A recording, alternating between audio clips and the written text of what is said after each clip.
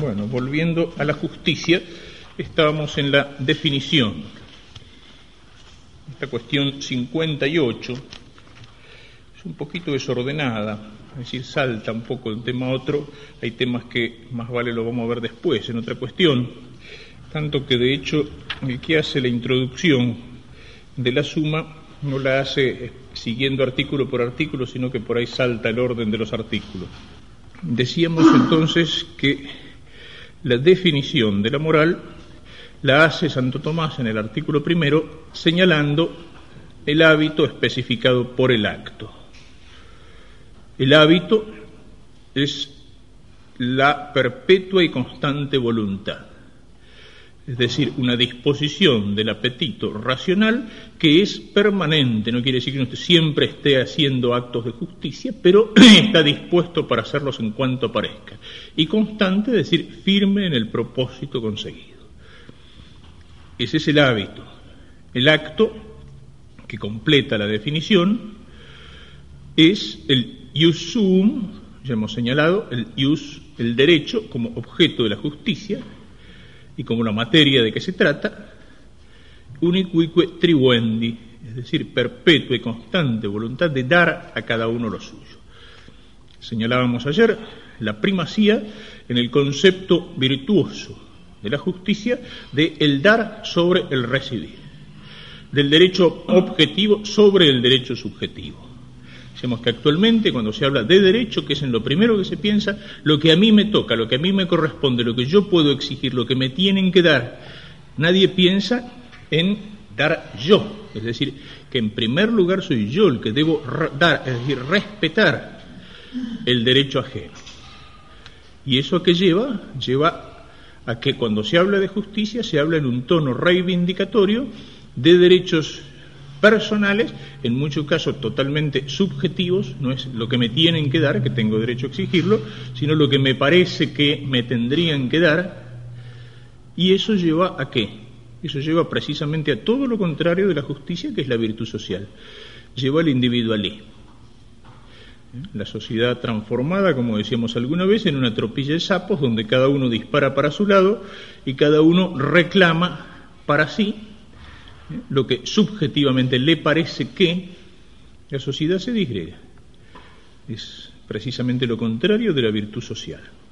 Entre las objeciones, bueno, aparece solución tercera y cuarta, donde explica lo de perpetua y constante. No es una reiteración. Perpetua es una disposición permanente, constante significa la firmeza del hábito. La objeción sexta de San Agustín: la justicia es un amor que sirve solamente a Dios, luego no es para dar a cada uno lo suyo. Es el concepto escriturístico de justicia en un sentido más amplio, al cual ya hemos hecho referencia. Podemos señalar, precisamente por lo que decía, porque por ahí hay cosas que vienen un poco desordenadas, después señalar en este lugar tres propiedades de la virtud de la justicia. A una de ellas se refiere el artículo 2. Y una de las propiedades tres propiedades que caracterizan esta virtud. La primera de ellas es la alteridad. La justicia es ad alterum, es decir, es una referencia necesaria al otro. Es virtud social y fundamento de las demás virtudes sociales. Siempre dice relación al otro. Primero, dar a quien debo, en primer lugar a Dios. Ahí eso es una de las virtudes auxiliares de la justicia, que es la virtud de la religión, que se da la alteridad, pero falta algún otro de los elementos. Dar a la comunidad, es decir, al bien común, la justicia legal. Dar al otro, la justicia conmutativa. Pero siempre es una referencia al otro. No se puede decir, salvo de una manera muy metafórica, de que uno es justo consigo mismo.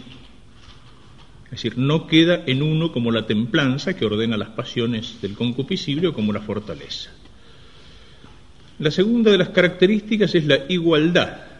¿En qué sentido se entiende? Se entiende en el sentido de algo que es equidad, que es equitativo, y que hace referencia a lo que decíamos: el objeto de la justicia o el medio de la justicia es un medio real. Debo 100, tengo que pagar 100. Si pago menos de 100, hay injusticia. Si pago más de 100, no estoy obligado. Puede ser liberalidad, puede ser caridad, pero ya no es justicia. La justicia me dice 100. Debes 100, tenés que pagar 100.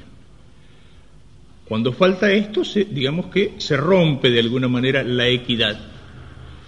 Me han robado algo, la equidad que tiene que existir, la igualdad que tiene que existir, está quebrada, está exigiendo la restitución que veremos después en la justicia conmutativa, es muy importante.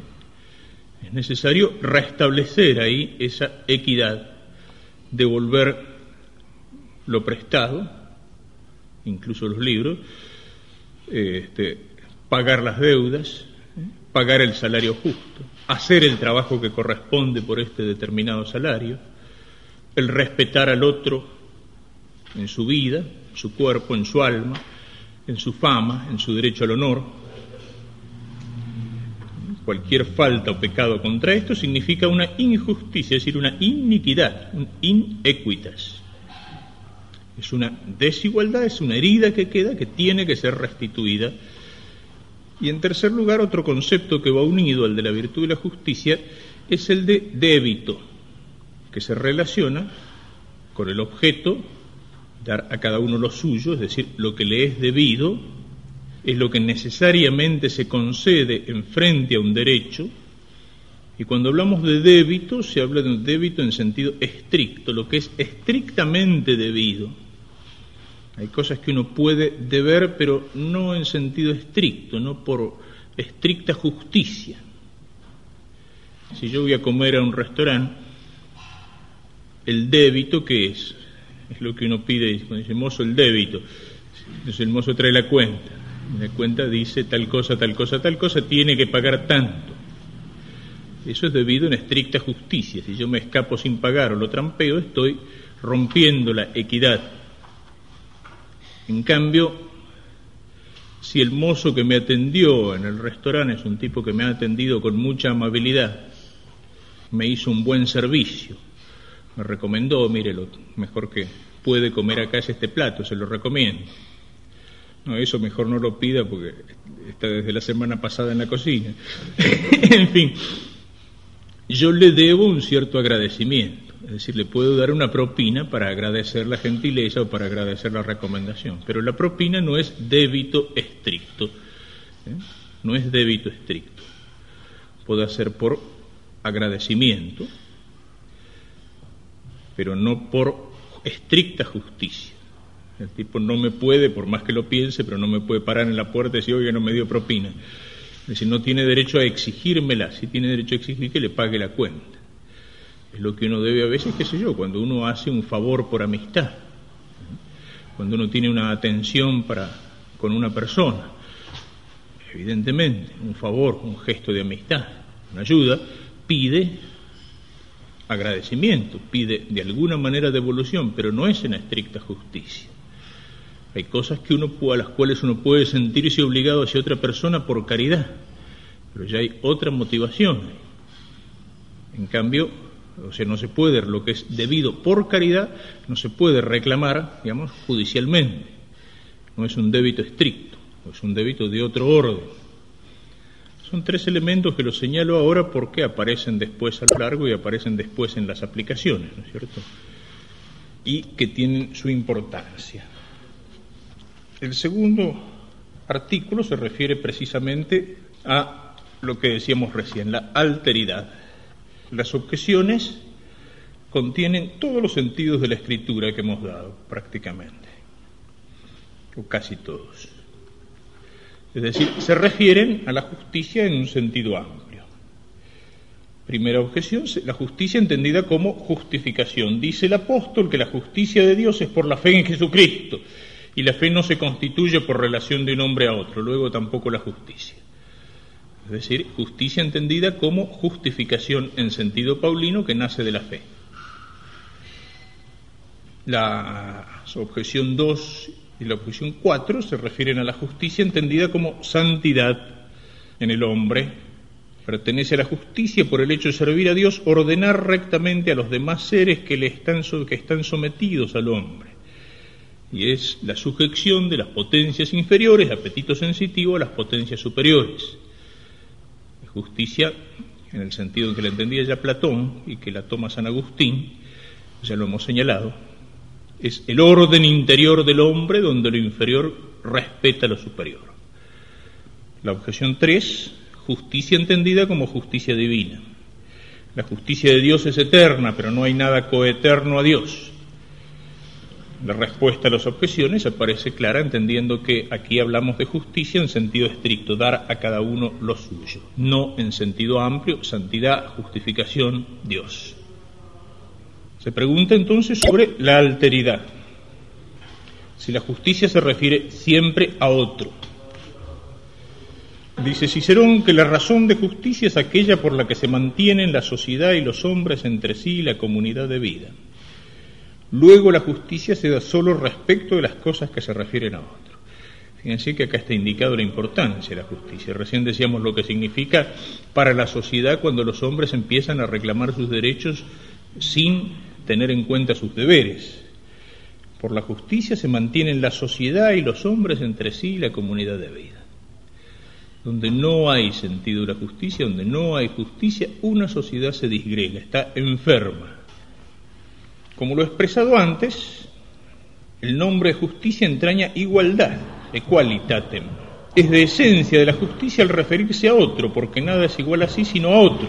Y puesto que la justicia pertenece a rectificar los actos humanos como se ha probado, es necesario que esta igualdad que requiere la justicia sea de individuos diversos capaces de obrar. Mas las acciones son de las personas y de las que forman un todo, y no propiamente hablando de las partes y de las formas o de las potencias, pues no se dice con propiedad que la mano hiere, sino el hombre por medio de la mano, etc. Luego, la justicia propiamente dicha requiere diversidad de sujetos y por ende no existe sino de un hombre a otro, aunque por analogía se puede considerar en un solo y mismo hombre que reside la justicia, en cuanto que la razón manda lo irascible y concupiscible y estos obedecen a la razón, etc. Justicia metafórica, sentido platónico agustiniano, que es el más frecuente en los padres. Es decir, esa equidad, esa igualdad, ese dar a cada uno lo que corresponde es lo que caracteriza a esta virtud. Como lo hemos señalado, la templanza mira en primer lugar hacia el hombre, hacia el dominio interior de sí mismo, hacia la perfección del sujeto. Esta mira a la perfección del sujeto, pero sobre todo en orden a otro. Precisamente por eso, y porque el medio de la justicia es un medio real, es donde ha aparecido la objeción, que es principalmente de Kant, pero que es precisamente retomada por los modernos. Ayer hacíamos referencia al Justnaturalismo de Kelsen. El derecho no es el derecho objetivo, ni siquiera el derecho subjetivo, sino el conjunto de leyes hechos por los hombres. Es decir, es algo que permanece exterior al hombre. Una cosa es la alteridad, sale de mí, pero algunos dicen, sí, sale, entonces permanece exterior, entonces no es virtud. No es virtud, es algo que está fuera del hombre. Si me devuelven la plata que me robaron, no me importa si el tipo lo hizo cuando salió llorando del confesionario o cuando salió llorando de la comisaría donde le pegaron una paliza para que la devolviera. Me la devolvió. Como decíamos, si se robó la vaca y la vaca se escapó y volvió a casa, bueno, la justicia está restablecida la equidad. El dueño ha recuperado lo suyo, ya no hay más injusticia. Si el tipo paga porque no le queda más remedio que pagar, o lo hace con buena voluntad, lo hace espontáneamente. Entonces es algo que permanece externo, digamos, esa es la objeción kantiana, y es importante porque, como decíamos, la justicia se la entiende actualmente como algo exterior, no tanto como una virtud. Es restablecer la equidad, es reparar lo que se ha dañado. A eso se refiere Casares en este librito que les mencionaba, La justicia y el derecho. El derecho es pues el objeto de la virtud de la justicia, no en relación al sujeto que practica esta virtud con respecto a la relación misma que se establece en esa práctica, relación con otro en cuanto a tal. Por eso no cabe hablar de deberes de justicia para con nosotros mismos, salvo cuando consideramos metafóricamente, etc. La razón de ser derecho, un determinado orden, no está, dijimos, en la convención de lo que lo determina extrínsecamente, ley o costumbre, sino en su conformidad con el fin de la comunidad, cuya existencia ordena y resguarda, y con el fin de cada una de las personas que constituyen la comunidad para las cuales o en razón de las cuales la comunidad existe. Lo que es recto en las obras de las demás virtudes, y a lo cual tiende la intención virtuosa como a su objeto propio, no se define como recto, sino por relación al sujeto virtuoso, templanza y fortaleza. En tanto que lo recto, el derecho, en las obras de justicia, está constituido por su relación con otro, abstracción hecha del sujeto. Se da el nombre de justo con toda la rectitud de justicia que comporta a aquello en lo cual termina el acto de la virtud y la justicia, aún sin atender a cómo lo ejecuta el agente. Hay para la justicia satisfacción plena en el hecho de que pague lo que me ha obligado, cuando y cómo la obligación lo ha establecido. Cuál sea la disposición de espíritu con que pague, cuáles sean los motivos que me hayan determinado a pagar, a la justicia en cuanto tal no le interesan. Esta característica sobre la cual insiste Kant, singularmente, le lleva a colocar el derecho fuera de la moral, o más exactamente, fuera de la doctrina de la virtud, que es una de las dos grandes partes de su metafísica de las costumbres. La otra es precisamente la doctrina del derecho. El punto de partida de Kant es exacto: el derecho es ajeno a la intención, se refiere al acto externo, a la proporción que tenga el acto del deudor con aquello que constituye el derecho de la persona a la cual dicho acto le es debido. Pero la consecuencia no es exacta. Santo Tomás no pasa por alto esta nota característica del derecho, de ser algo independiente de la disposición del sujeto, pero lo mantiene en el orden de la virtud, si bien como virtud que no se refiere primordialmente a la perfección del sujeto. La justicia no es una virtud primordialmente referente a la perfección del sujeto. ¿Es que acaso las virtudes se refieren pura y exclusivamente a esa perfección? Siempre una virtud practicada perfecciona a quien la practica. Lo que ante todo procura la justicia es un orden de relaciones que se actualiza fuera del sujeto y no depende sustancialmente de la íntegra perfección moral del mismo. Pero es virtud, vale decir, perfección del sujeto, en cuanto lo dispone para la realización de los actos que el establecimiento y subsistencia de ese orden exige. Evidentemente que tiene, es casi disparatado, ¿no es cierto? Pero es una de las cosas que pasan ahora. O sea, el perder de vista la justicia como virtud, es decir, en cuanto que por más que su acto sea exterior, pero supone en el sujeto esa voluntad perpetua y constante de dar a cada uno lo que le corresponde. Es decir, eso es la perfección del sujeto. Doy no porque estoy obligado, no por temor a la ley, no para salir de la cárcel, sino porque mi ánimo es recto, es justo. Es decir, mi voluntad es recta y es justa. Y eso es importantísimo. Eso se refiere a lo que decía antes, a la crisis de la sociedad cuando falta la justicia.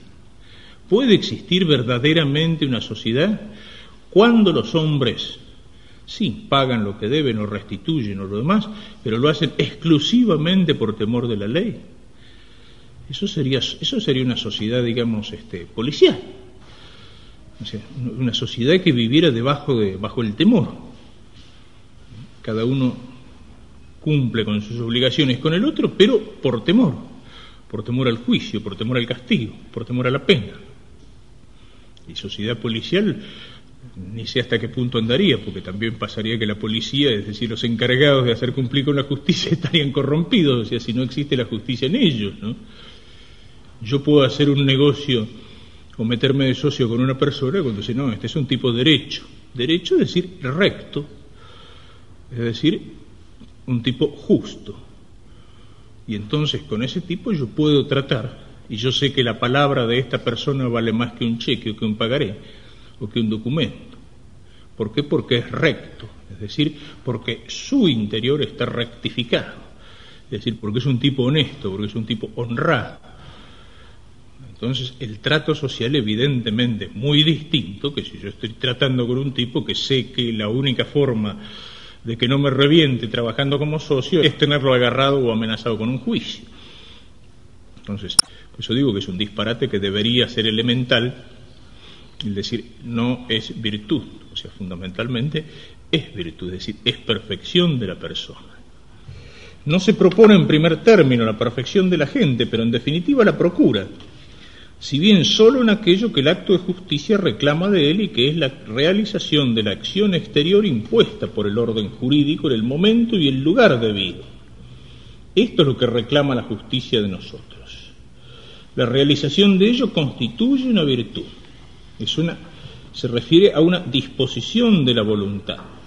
Desde el punto de vista de la justicia, lo cual no quiere decir que al sujeto de una relación jurídica le sea lícito desentenderse la intención recta y la espontaneidad con que el acto de justicia debe ser realizado. Desde el punto de vista de la justicia, ello no está en juego, se satisface la justicia con que se establezca objetivamente la proporción aludida. Pero desde el punto de vista de la perfección de la gente, nunca deja de estar en juego. La justicia estará satisfecha, pero no lo estará nuestra conciencia, si en la realización del acto exterior no se puso además rectitud de intención, y ello repercutirá vitalmente sobre el orden de la justicia y lo resentirá. Es decir, no estará satisfecha nuestra conciencia. Y esto para señalar en otras cosas que afectan a la justicia y que no es meramente de tipo económico. Una mujer, por ejemplo, que quiere realizar un aborto, va al médico y le dice, el médico le contesta, mire, yo estoy hecho para curar y no para asesinar. Entonces agarra y se pone a cambiar de lugar los muebles en la casa, a correr de un lado para otro, a hacer un esfuerzo, pero bueno, no, resulta que la criatura sigue prendida ahí como digamos, y bueno, y al final nace. ¿Qué hay ahí? Ahí hay una injusticia. O sea, esa mujer tenía una intención homicida, es decir, ha atentado en la intención contra la vida de su hijo. En la práctica no. Digo, el niño nació. ¿Incurre en excomunión? No, pues la excomunión dice efecto secuto. Es decir, hubiera incurrido en la excomunión, que es una sanción jurídica, si se hubiera seguido el aborto. El aborto no se siguió. Entonces, ¿qué? ¿La mujer está tranquila? ¿No tiene necesidad de confesarse? No, en su conciencia ha cometido un gravísimo acto de injusticia. Es decir, yo puedo ser homicida en la intención sin que el homicidio se realice en la práctica. Yo quiero matar a un tipo, le tiro un tiro y le erré. No tengo que restituir, pero soy homicida. Es decir, en mi interior, mi conciencia no puede estar tranquila. Yo tenía intención de matar. Lo que dice San Juan, el que odia a su hermano es homicida, bueno, en ese sentido. Por eso señalo lo absurdo. Casares hace referencia a la objeción que aparece aquí en este artículo 3, que reduce, prácticamente Santo Tomás se adelanta a Kant, pero con otro lenguaje. Toda virtud moral tiene por objeto lo operable, mas las cosas que se constituyen exteriormente no son operables, sino factibles. Luego, perteneciendo a la justicia ser exteriormente alguna obra justa, parece que la justicia no es virtud moral. Objeción 3 de Santo Tomás del artículo objeción del artículo 3. Es la reducción de la justicia al arte. Y Santo Tomás responde, la justicia no consiste en las cosas exteriores en cuanto a lo que es hacer algo perteneciente al arte, sino en cuanto a usar de ellas para otro. Es decir, no termina en la perfección de la obra exterior como algo que se fabrica, sino en la perfección de la obra exterior en cuanto que es algo que se da o que se refiere al otro. Y por último señala algo que tiene su importancia, parece contradictorio, pero tiene su importancia y aparece en la vida moral. Pero con ser la distinción tan categórica y precisa, no se sigue de ella que en el acto de la justicia no haya un aspecto concerniente a la perfección moral de la gente, aunque el acto hubiera sido realizado sin intención de enderezamiento interior, ni otro motivo determinante que la amenaza de coacción, por ejemplo. Hay la ejecución del acto justo, que no obstante la amenaza de la sanción, pudo no ser realizada. Es decir, yo pago una deuda, ¿por qué? Porque me han amenazado con ejecutar. Exclusivamente por eso, no porque mi perpetua y constante voluntad quiera dar al otro lo que le corresponde, pero pago la deuda. O no robo porque no me da el cuero para robar, o sea, no me animo, me pueden meter en cana. Esa acción realizada por temor de la sanción, no por algo profundamente virtuoso, señala Casares, y sin embargo tiene valor moral. Tiene valor moral. Del punto de vista de la perfección personal de la gente, tiene valor moral. Y lo argumenta diciendo, negarlo importaría sostener que sería un acto moralmente indiferente. Es decir, un acto es bueno, un acto es malo, no existen en concreto actos moralmente indiferentes. Este acto que ha sido realizado no con el entusiasmo de la virtud, sino por temor del castigo, ¿qué es? De suyo es un acto bueno. De suyo es un acto bueno. Es lo que encontramos, qué sé yo, a veces en la vida espiritual. No pecó, ¿por qué? Por miedo al infierno. Bueno, ¿es malo no pecar por miedo al infierno? No, es bueno. Malo es pecar. Ahora, ¿es imperfecto? Por supuesto que sí. Es mejor no pecar por amor de Dios que por miedo al infierno. Pero como dice San Ignacio en los ejercicios, para que si del amor de Dios no me acordare, al menos el temor del castigo me impida de caer en el pecado. Es el temor servil. Pero el temor servil muchas veces es un camino o es un paso para el temor filial. No es fácil empezar por el temor filial. Al pecador empedernido y hundido en sus pecados, en los ejercicios espirituales uno le puede predicar a lo mejor el puro amor de Dios y el tipo lo deja indiferente. ¿Por qué? Porque tiene una costra de pecado como el chancho que sale del barro. Entonces las gotas de agua bendita no alcanzan a disolver la costra. Y ese es el sentido que tienen los ejercicios, por ejemplo, la primera semana. O sea, es agarrarlo al tipo, hacerle meter la nariz en el barro, bien, decirle, mirá, esto es porquería, basura, etcétera, y después decir, bueno, ahora mira para arriba. Pero primero hay que romperle la costra del pecado para que el agua bendita pueda llegar al cuero. Es decir, enfrente al temor. Y ese temor, y sí, es bueno, es imperfecto. Pero es preferible no hacer una cosa por miedo al castigo que hacerla cuando la cosa es mala. Que después se pueda lograr una perfección superior, bueno, de acuerdo. En la respuesta a esto, distingue Santo Tomás entre el tipo que es materialmente justo y el tipo que es formalmente justo.